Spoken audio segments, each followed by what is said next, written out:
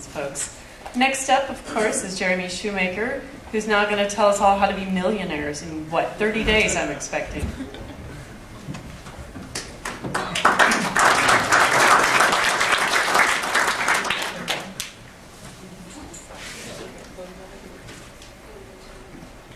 That's quite a lead-in. I'm expecting great things. Okay. See, make money.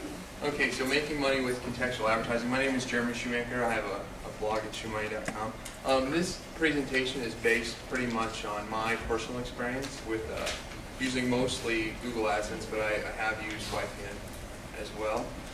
Really how I got started was, as mentioned, with nextpin.com, which is a big mobile community. Pretty much I was sitting one day and trying to figure out how to load an image of my wife and my dog onto my phone as the background for it. And there was, after searching, I came across that there was all these other people that had the same issue as me. And so I thought, after finding the solution, I created a site where basically anybody could submit a picture and it would automatically convert it to the right format for their phone. So then I came up with the idea of why don't I let people archive these and tag them. And so before I knew it, we were getting thousands of submissions a day and all this content. And then people said, why don't you do that with ringtones as well? And so I looked into the ringtone market, and people created their own ringtones, uploaded them, and before you know it, it was going really well. But we started burning all these costs for bandwidth, and just no money was coming in. We were just I was just funding it with what I was making from my day job and stuff like that. So then we found out about this great thing called AdSense in 2004. And I threw it up there in March of 2004. And our first days we made like $5-6 a day. And I thought, wow, how awesome is that? We were paying about $100 a month for our server and our bandwidth. So we were actually making $30 a month. Incredible. And so over the course of the next year and a half, our user base picked up tremendously. Ringtones just took off. And we amassed about 350,000 users in that time. And they were just uploading tons of content and sharing things. And so Google worked with us a lot, invited us to some custom programs they had, and had some ideas on ad placements and stuff like that. And shortly after, we started seeing revenue such as this, were $5,000, $6,000, $7,000 a day, just from one site's revenue. And this was just from, of course, more users came, but just a lot of optimizing and tweaking and stuff like that. And Google was always very, very receptive to any ideas we had. We rarely heard a no. It was always like, tell us more about it, let me talk to my superiors and stuff like that. It was really a great experience to work with that, and it really changed my life for the most part. I mean, AdSense did. All right, so we took that, and now kind of a lot of people ask me, like, hey, I just started my site. When do you think I should start using contextual advertising? And I always say to them, if you really need to complete the functionality of your site first. So many people get caught up in the money you can make from it that the first thing on their mind is building the site around a product like Google AdSense. So what you really need to do is build your site first and all the functionality in it. Graphically, that's always going to be an evolving process, but the core functionality that needs to be there. Then apply your, AdSense and stuff like that, and YPN or whatever contextual advertisements you want to apply on there. That way, because once you do throw it on there, you are going to get caught up with it, and want to work with Google, and how can I do things different, and that's going to be a job in itself, and it's a fun job in itself, and it really will distract you from adding more functionality to your site. So that's a key component. And then I usually want to get at least 1,000 unique visitors a day before throwing up ads in their faces, just because it's hard to ever get a site off the ground if when they get there they see ads and they leave, because unfortunately with contextual advertising, as Jen touched on, they don't open in a new window, so you have this kind of, and I'll go into this a little more here in a second, but a lot of times the site you'll drive people away by using contextual advertising. You do get paid, but the site never takes off, because sometimes people would bookmark it or subscribe to your RSS if you have a blog. But instead of that, they go to your site and they immediately click, and then they're gone forever. So it's just a quick thing. And you can never reach a critical mass or anything like that where you start to build a user base. So the positives to contextual advertising is, the first one is it's so easy. I mean, really, for the most part, to get started, you can just you apply, and then after you're approved, it usually takes a couple days to be approved, of course, and then you're up and running. Throw the code on your site. You can play with colors and whatnot. It's so nice and easy to just get started and start making money. Whereas before, you'd have to. In the mid '90s, I had a Macintosh gaming site, and in order to get any revenue out of that site, we had to write to all these different online retailers and say, hey, we have this site, would you like to advertise with us? And you have to go negotiate a deal, follow up with them, try to get paid, and then the crash eventually happened and nobody got paid. So that sucked. But really, for what Google does, they take a very small percentage of it for all the headaches they deal with, between the advertiser and the publisher. So that's a huge positive of it. The negatives, there definitely are some negatives to contextual advertising. The biggest in my mind would be the lack of editorial control. As Jen touched on, you can block out some URLs from appearing on your site. The best example I can give on this is a friend of my wife's actually raises a special breed of dogs called Caribou Terriers, and they're very popular, and the owners of these dogs are extremely proud of them. And so she wanted to have advertising on her site, so she threw up Google AdSense. But unfortunately, all of the ads were for what's called puppy mills, or basically these places that just breed dogs and totally dilute the breed. And so a lot of her users were extremely turned off by that. And as much as she tried to block out the URLs and stuff, people can geo-target, change URLs and stuff like that. So she just had no editorial control over what ads could be displayed, so she just was turned off by the whole contextual advertising and never went back to it. The other negatives are, the one-click and gone effect, where this is a kind of a necessary evil, but in order to make money from contextual advertising, somebody has to leave your site. So, I mean, that can be a bad thing if you're trying to amass a user base, or, sometimes people would, especially if you throw a big fat ad right, before you get to any content, people can click on that and be gone forever, whereas otherwise they might have read your content, bookmark it, send it to Delicious or Stumble Upon or something to where you could start to amass users. So the one-click and gone effect is definitely an issue. This is kind of a funny thing on my ringtone community with I don't know if it was Google or YPN, but actually a person blamed me because of one of the ads they saw. They clicked on and it said, get 5 free ringtones, enter your phone number, and they did it. And then they started getting billed, per month. And so the person wrote to me and said, you charged me for this, you owe me, this, or I'm going to contact the FBI and file fraud charges and all that. And of course I wrote back and I said, I encourage you to do that, but make sure who's actually charging you for what. But how do you explain to this person, that's not my fault, it's Google's fault, and it's not really even their fault, it's this person's fault. But the problem is you made this person go through all this, and they blame you for it because you're easy to contact, right? So that can be an issue, and that's, again, kind of falls under the editorial control. So they say, like your website and the advertisements, well, actually the advertisements on your website are kind of a reflection of you. So you want to be careful, and also the best way to actually deal with this is to have give us feedback, like a little place to give us feedback about our ads, and let your users tell you, because the thing is where you live, like I live in Nebraska, that's not a real hotbed of activity there for targeting for technology. So, a lot of people, if they target New York City or, the San Jose area or California, I would never see those ads at home. So definitely ask for feedback nationwide, and people will give it to you. Okay, the gray area is something I kind of, it really intrigues me, and I feel that contextual advertising, the rules for it have really been shaped by people pushing kind of in the gray area. And it really kind of comes from, my father-in-law kind of broke it down for me one time, and he said, Jeremy, there's a lot of things that are defined as good. And by the way, I made all this state-of-the-art graphics in this presentation, so this was not outsourced. So basically he said, there's a lot of things that are defined as good by the rules, and a lot of things that are defined as bad, and you can't do. But in the middle, there's a lot of people making a lot of money, and that's kind of where I like to play around. And The one thing is, if you're going to play in the gray area, you have to have a very open communication with Google AdSense and Yahoo Publisher Network, because basically, if a lot of times when you throw an idea at them that you want to do something, you may not get a no, but the no may come within 24 hours, and you need to be very receptive as to removing the content or complying immediately with whatever they don't do that. So in the gray area, basically there's two categories, which are something that is extremely innovative or something that is about to be banned. So and really the difference between the two is really compliance, in my opinion and from my experience.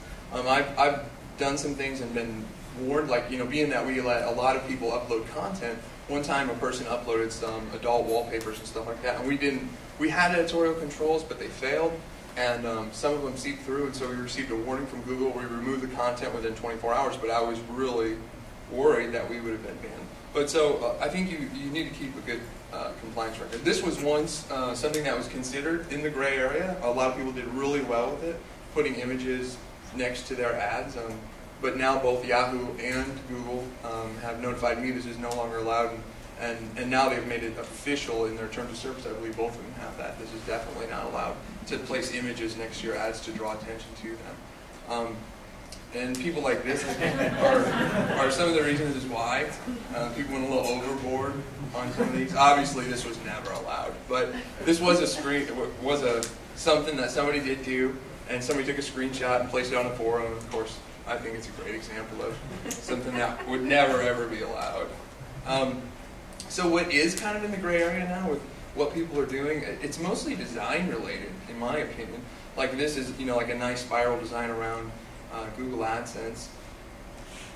Here, also is another. I mean, like, are these images next to ads? Not really. It's more a design thing.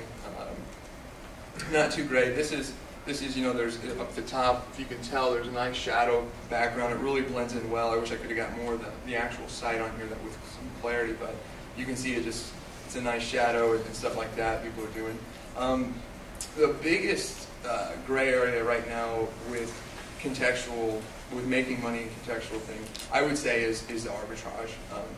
It's something that's not going away. And basically, for those who don't know what contextual arbitrage is or search engine arbitrage, it's basically when you just are, well, to break it down, arbitrage is the positive cash flow in a market imbalance. So if somebody says, I lost $500 trying to arbitrage, they don't understand what it is, because arbitrage is the positive cash flow from a market imbalance. So basically what people do, in essence, is buy traffic from one search engine to sell it to another. So basically, why is it so profitable? Well, when you have a newcomer come to the plate like Yahoo and Microsoft, and they send traffic for nickels or dimes, or very cheap long-tail keywords, to pages that have been optimized with Google AdSense that could pay 50 cents to $1, then obviously there's a market imbalance there, and obviously there's a lot of money to be made. This is a site I used actually in Chicago, and the site is still running the same page. Really, there's no content on this site other than Google AdSense. So this person actually does buy a lot of traffic. I see it on MSN all the time for PlayStation portables. This is a custom page. I'm sure that he drives traffic to. I'm sure he does very well because basically you can't type in a game for the PlayStation Portable or for the Nintendo Wii or something like that where this actual landing page does not come up. So, I don't know what he's paying, but I know the minimum is a nickel, and, with his long-term keywords, he could be sending traffic to this page and probably really rating it in. So that's basically, this is kind of a poor man's arbitrage, really, whereas there's a lot of people that get actual feeds from Overture, and which is a Yahoo deal, and then they actually send traffic at it from that. So, and then you have like TrueLocal and some other people who have really made a business model out of search engine arbitrage, buying traffic from AdWords and sending it to their feeds. Okay, this is something that I actually used in Chicago in a presentation. I was actually surprised it's still working. There's a program called BearShare. Has anybody here heard of BearShare? It's a big peer-to-peer file sharing network, right? Not a lot of people. So it's had over 20 million downloads worldwide. And when you install it, it's interesting because along the way, it says, you want to set your homepage to google.bearshare.com. Okay, so which is a Google AdSense for Search custom search engine. And as you install it, it says your options are, after you hit, yeah, I want to install it, yeah, I agree, yeah, I do this. And then it says, you sure you want to set this to your start page, or your home page? And your options are decline or accept. So, and if you hit decline, the program stops installing. So you have to accept that Google is going to become your home page, or you can't install the software. So that's a little shady, but whatever, I mean, this is a gray area, right? So I think that's a little evil, but that's my opinion. So here's google.bearshare.com. You can see it looks like a search engine, and basically, so how popular is it? Well, Alexa.com says that 86% of all the people who go to the bearshare.com domain visit this URL. Between Google and search, both go to the same page.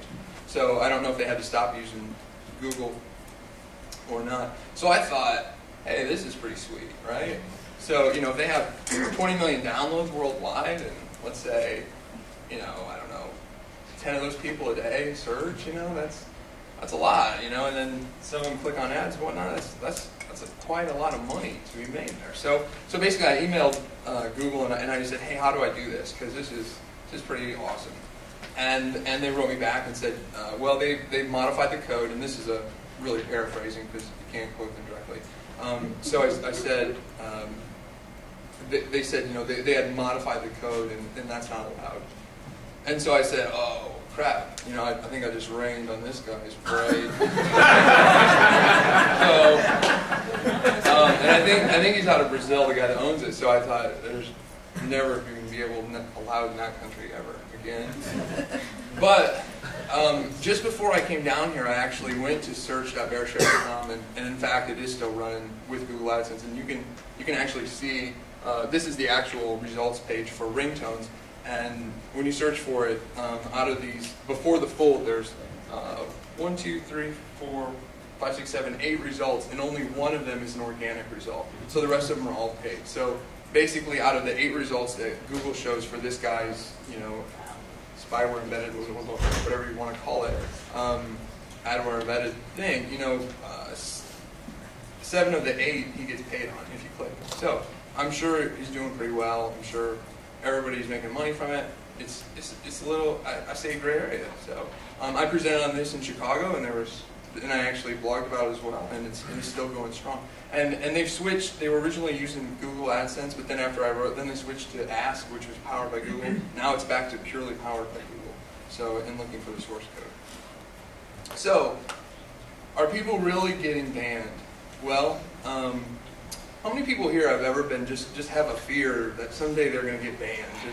They're going to get that dreaded email for whatever reason. Not they're doing anything wrong. They're just scared because there's people and it's very, very common. You see it in forums a lot. They're like, I had a few clicks. I accidentally clicked on my ad. Blah blah blah. And it is. There's a lot of people out there that are really scared of getting banned because it does happen. And also there's just a fear there's just an overall fear of getting banned. So who gets banned?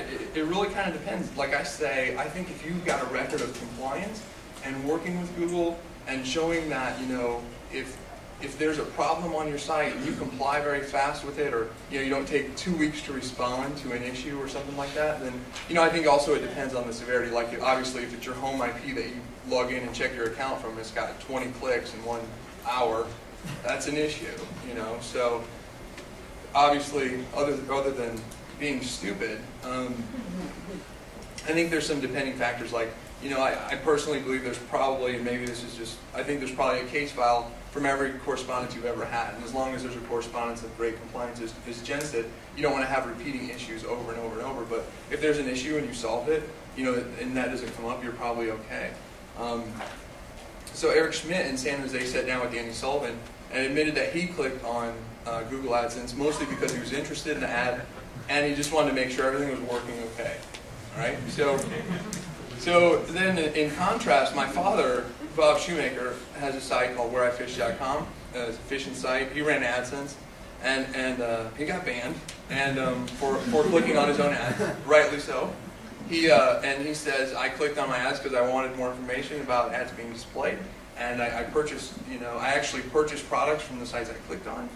So which one is really more hurtful? I think that's something that AdSense is kind of sorting out and stuff like that. I actually had Brian Axe, I believe was his name, on my radio show, and I asked him some great questions about arbitrage and also just in banning and how they select. And he said, they're working on a way where publishers will be able to click on their ads and not be penalized for it, or the dreaded, like clicking on my own ads. They will just discount them and stuff like that. So look for stuff like that in the future. Yahoo, we've been talking about Google so much, but Yahoo's launched its beta in August of 2005. They've definitely had a lot of growing pains. When they first launched, they were really unstable and kind of unreliable for the first couple of months. They just wouldn't show ads for a while, and then they would. It was kind of sporadic. It wasn't like it was all the time, but as most things are when they launched, they had a little issue with scalability. But being that they were kind of an invite only and stuff like that, you would think they would control that a little better, but they didn't. They have really horrible targeting that I almost feel like there's really no excuse for anymore. And there was originally supposed to be a Yahoo person on this panel, and I'm really disappointed that they didn't show up, because I would have liked them to kind of touch on that a little bit. So I feel at this point they're really too focused on the advertiser perspective, and not really on the publishers. In my account, I've had, I think, 19 compliance issues, and I've never had, they're supposed to list URLs, and I get one all the time. And I look at it and I call my account rep, and she's like, oh, it's a false alarm.